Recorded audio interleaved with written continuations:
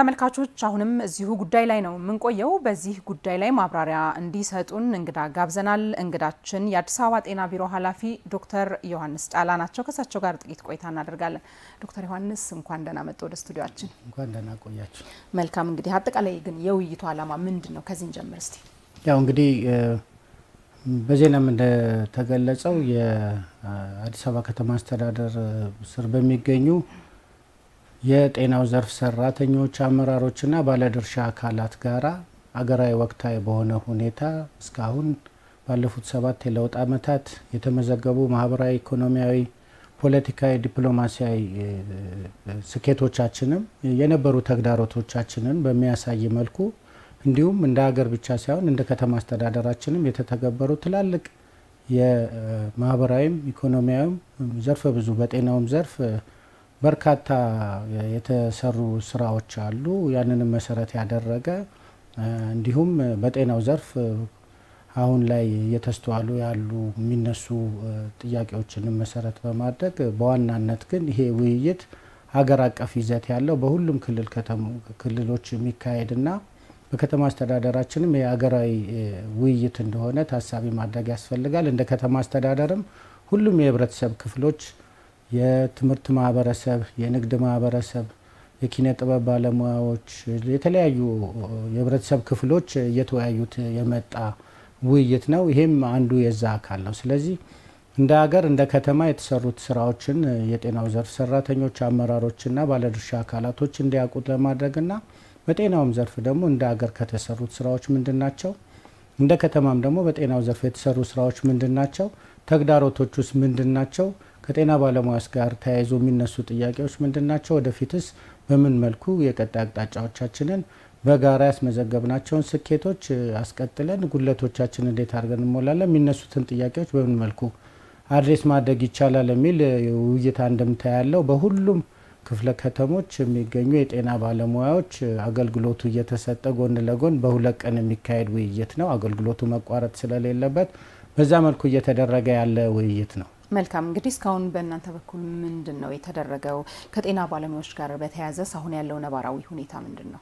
እንግዲህ ከጤና ባለሙያዎች ጋር ተያይዞ አሁን እንግዲህ ፎርማሊም ይሁን ኢንፎርማሊ በርካታ ውይይቶች ተደርገዋል። ከጤና ባለሙያው ጋራ በየጤና ተቋማቱ ካሉ አመራሮች ጋራ ከቢሮም ሁሉም ውይይት ተደርጓል። በአንድም በሌላም የሚነሱ ጥያቄዎች አሉ ከጤና ባለሙያ ጋር ተያይዞ። እንግዲህ የጤና ባለሙያ ጋር ተያይዞ የሚነሱ ጥያቄዎች ክሊርሊ ከጥቅም ጋር ተያይዞ የሚነሱ አሉ። ከደሞዝ ጭማሪ ከተለያዩ የሚነሱ ነገሮች አሉ። ከጤና ኢንሹራንስ ጋር በርካታ የሚነሱ ጥያቄዎች አሉና ከዛ ጋር ተያይዞ ፎርማሊም ኢንፎርማሊ ከጤና ባለሙያ ጋር የሚነሱ ጥያቄዎች አሉ። በዋናነት ግን እንግዲህ እንደ ከተማ አስተዳደር አሁን ላይ በሁሉም ጤና ተቋማቶች በሚባል ደረጃ አገልግሎታችንን እየሰጠን ነው።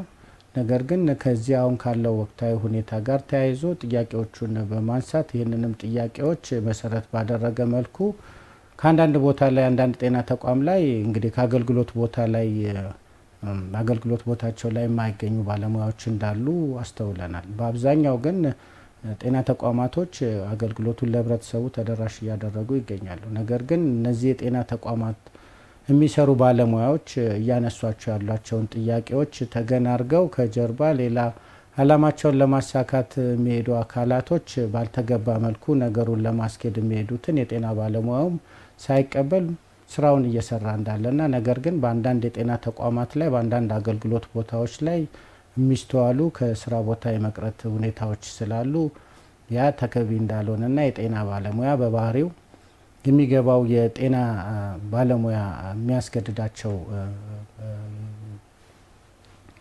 ዲሲፕሊኖች አሉ። ያንን አብዛኛው በሚባል እየተወጣ ይገኛልና ይሄ ከክፍያም በላይ ነው። እንግዲህ የሚያነሷቸው ጥያቄዎች በርካታ ጥያቄዎች ቢኖሩም በዋናነት ከጥቅማ ጥቅም ጋር ተያይዞ ከኑሮ ውድነት ጋር ተያይዞ የሚነሱ ጥያቄዎች እንዳሉ ይሄ ጥያቄ ዛሬ የመጣ ጥያቄ አይደለም። ለረጅም ጊዜ ሲጠይቅ እየተንከባለለ የመጣ ነው።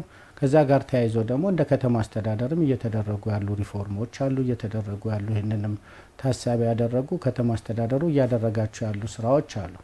ነገር ግን አብዛኛው በሚባል ቦታ ላይ አገልግሎት እየተሰጠ ነገር ግን አንዳንድ ቦታዎች ላይ አንዳንድ የጤና ባለሙያ ስራ ቦታቸው ላይ አለመገኘትና እንግዲህ የስራ ማስተጓጎል ላይ ለመፍጠር እየተፈለገ ያለው ነገር ሊታረም የሚገባው ነገር ነው። ከጤና ባለሙያ ዲሲፕሊንም ውጪ ነው። እንግዲህ ክፍያን መሰረት አድርጎ ሙያዊ ግዴታን አለመወጣት ተገቢም ስላልሆነ አብዛኞቹን እውነት ለመናገር እንደ ከተማ አስተዳደርም እንደ ጤና ቢሮም በከተማ አስተዳደሩ የሚገኙትን ጤና ባለሙያዎች እንዲሁም በከተማችን ውስጥ የሚገኙ ጤና ባለሙያዎችን በኮቪድ ጊዜ ለከፈሉት የህይወት መስዋዕትነት በህልና ዘመቻ ላደረጉት ለሀገር አስተዋጽኦ ሁሌም ከተማ አስተዳደሩ አሁንም እያደረጉ ያለው ህዝባቸውን እያገለገሉ ላለው አገልግሎት ሁሌም ትልቅ አክብሮትና ምስጋና አለው። ቢሮውም ከተማ አስተዳደሩም ይሄ ሁሌም የሚቀጥል ተግባራቸው እንደሆነ በማሰብ እኛም ከጎናቸው ሆነ ሊነሱ የሚችሉ ጥያቄዎችን እንግዲህ በዋናነት ስራችንን እየሰራን ህዝባችንን እያገለገልን ሊነሱ የሚችሉ ጥያቄዎችንም አብረን እንግዲህ እንደ ከተማ አስተዳደር ሊታዩ የሚገባቸው ነገሮች መታየት የሚገባቸው ነገሮች ለማየትም ከሚመለከታቸው ባለድርሻ አካላት ጋርም ሆኖ የሚመለስበትን መንገድ በጋራ የሚሰራ መሆኑን በዚሁ አጋጣሚ ለጤና ባለሙያዎቹ መግለጽ እወዳለሁ። ነገር ግን ይሄ ሙያዊ ስነ ምግባርን ባልጠበቀ መልኩ ምናልባትም አንዳንዶቹ ወላድን ትቶ ጨቅላ ህጻንን ትቶ ድንገተኛ ክፍልን ጽኑ ህሙማንን ክፍል ትቶ መሄድ ይሄ በየትኛውም የጤና ሙያ ዲሲፕሊን ተቀባይነት የሌለውና እንደዚህ አይነት ድርጊትም የጤና ባለሙያው እንዲቆጠብና ለእንደዚህም አድርገው በሚገኙ አካላት እንግዲህ አስተዳደራዊ እርምጃም የጤና ስነ ምግባሩን በሚፈቅደው መልኩ እርምጃ ይወሰዳል። ይሄ ከሰው ህይወት ጋር የተያያዘን ነገር ከክፍያ ጋር አያይዞ ክብር የሆነውን የሰው ልጅን ህይወት የሚታደገውን ሙያ ከዚህ ጋር አያይዞ ማድረግ ተገቢ እንዳልሆነና ከተማ አስተዳደሩ ከዚህ በፊት የጀመራቸው ለጤና ባለሙያው በልዩ ሁኔታ የፈቀደው ነገሮች አሉ። በተለይ አንዱ የሚነሳው ከቤት ጋር ተያይዞ ያለ ነው። ከዚህ በፊት በጤና ባለሙያዎች እጅ ተይዞ የነበረው የጋራ መኖሪያ ጎጆ ቤቶች ኮንዶሚኒየም በቁጥራቸው እንደ አነስተኛም ቢሆንም እንኳ ይኖሩበት ለነበሩት ጤና ባለሙያዎች ስፔሻሊስት ሐኪሞችና ሐኪሞች ወደ ራሳቸው የግላቸው እንዲያደርጉ ከተማ አስተዳደሩ በልዩ ውሳኔ ወስኖላቸዋል። ያው ቁጥሩ አነስተኛም ቢሆንም ከዛ ጋርም ተያይዞ ለተቀሩትም የጤናው ዘርፍ ሰራተኞችና አመራሮች እንግዲህ በማህበር ተደራጅተው ቤት እንዲሰሩ ከተማ አስተዳደሩ በልዩ ሁኔታ ቅድሚያ እንዲሰጣቸው በካቢኔ ከመመራን ጋር በወሰነው መሰረት ያም ተመዝግበው ወደ ክፍለ ከተማ እንዲደራጁ የተላከበት ሁኔታ እንዳለ እንዲሁም እንደማንኛውም ከተማችን ውስጥ እንደሚኖር ሲቪል ሰርቫንት ደግሞ በየሁሉም ጤና ተቋማቶቻቸው ካፍቴሪያ እንዲኖርና የካፍቴሪያም ድጎማ እንዲደረግ የትራንስፖርት የቤት አሏንስም እንዲኖራቸው ያው መጠኑ እንግዲህ አሁን ካለው የኑሮ ውድነት ጋር ተያይዞ አነስተኛ ሊሆን ይችላል። ነገር ግን ከተማ አስተዳደሩ ሁሌም የሚያነሱትን ጥያቄዎች ለመመለስ ዝግጁ መሆኑንና ከዚህም በፊት እየሞከራቸው እየሰራቸው ያሉትን ስራዎችንም በደንብ ማየት ይፈልጋል።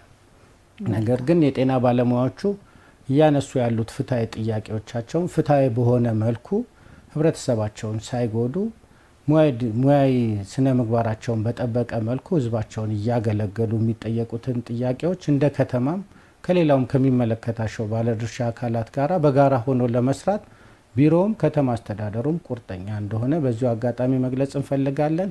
ነገር ግን በማንኛውም ሁኔታ አገልግሎት ለማግኘት የሚመጣውን ማህበረሰባችንን ወላዶችን፣ ጨቅላ ህጻናትን፣ ድንገተኛ ክፍልንና ጽኑ ህሙማን ክፍልን ጥሎ በሚሄድ ባለሙያ እንግዲህ አስተዳደራዊ እርምጃም የጤና ስነ ምግባሩን በሚፈቅደው መልኩ እርምጃ ይወሰዳል። በአዋጅም እንደተቀመጠ የጤና ባለሙያ ማንኛውም ነገር ጥያቄ ቢኖርም ስራ ማቆም አድማ እንደማይችል ያስቀምጣል። ይህንንም ከግምት ውስጥ በማስገባት ይህንን አጀንዳ ለሌላ አላማ ሀገርን ለማተራመስ ከሚጥሩ ጽንፈኞች ጋራ ራስን አጣብቆ እንዳያዩና በራሳቸውን እንዲጠብቁ አደራ ማለት እንፈልጋለን።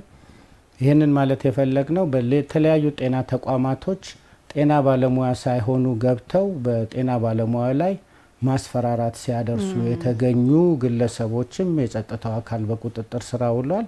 ህዝባቸውን እያገለገሉ ያሉ የጤና ባለሙያዎችም ምንም አይነት እክል እንደማይገጥማቸው የጸጥታው አካልም ከነሱ ጎን እንደሆነ በዚሁ አጋጣሚ መጥቀስ ፈልጋለሁ። ነገር ግን እነዚህ ህብረተሰባቸውን እያገለገሉ ያሉ የጤና ባለሙያዎችን ሊያስተጓጉል የሚፈልግ አካል ካለ ግን የጸጥታው አካል አስተዳደራዊ እርምጃ የሚወስድ እንደሆነና የጤና ባለሙያዎቻችን ሁሌም ለነሱ ትልቅ አክብሮትና ምስጋና አለን። እንደ ከተማ አስተዳደርም እንደ ጤና ቢሮ ኮቪድ በነበረበት ወቅት እንኳን ያልተሟላ የራስን እንደምንከላከልበት ግብአቶች በሌሉበት ሁኔታ እንኳን ህይወቱን አሳልፎ ህብረተሰቡን የታደገ ትልቅ ክብር የሚገባው ባለሙያዎቻችን ስለሆኑ ሁሌም ከተማ አስተዳደሩም ጤና ቢሮውም ለነዚህ ባለሙያዎቻችን ለጤና ባለሙያዎቻችን ትልቅ ክብርና አክብሮት አለን። የሚያነሷቸውን ፍትሃዊ ጥያቄዎችንም ከከተማ አስተዳደሩ ጋር በመሆን በከተማ አስተዳደሩ ሊታዩ የሚገባቸውን ነገሮች ሌላኛውን ደግሞ ከሌሎቹ ባለድርሻ አካላቶች ጋር ሊመለሱ የሚችሉትን በጋራ በመሆን ልንሰራ ቁርጠኝነታችንን መናገር እንፈልጋለን። እንግዲህ ህብረተሰብን ማገልገል ክብር ነው።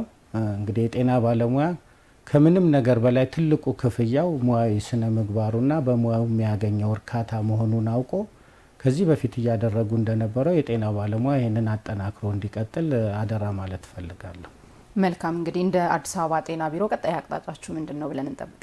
ያው እንግዲህ ከዚህ ባለሙያዎቹ የሚያነሷቸው ጥያቄዎች አሉ። እንግዲህ በሰነዱ ላይ የተቀመጡት ተግዳሮቶቻችን ብለን ያስቀመጥናቸው አሉ፣ ስኬቶቻችንም አሉ።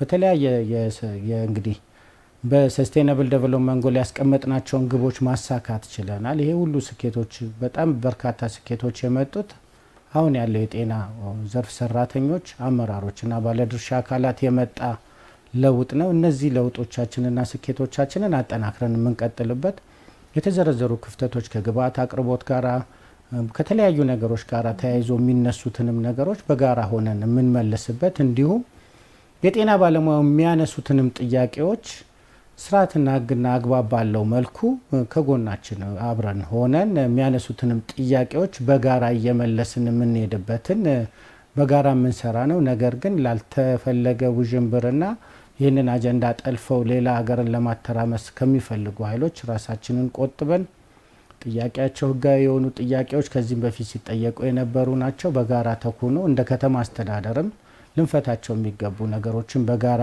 እየተመካከረን በጋራ እየፈታን ከባለድርሻ አካላት የሚፈቱትንም በጋራ መንፈታ መሆናችንን ቁርጠኝነታችንን እንደ ከተማ አስተዳደርም እንደ ጤና ቢሮ መግለጽ እፈልጋለሁ።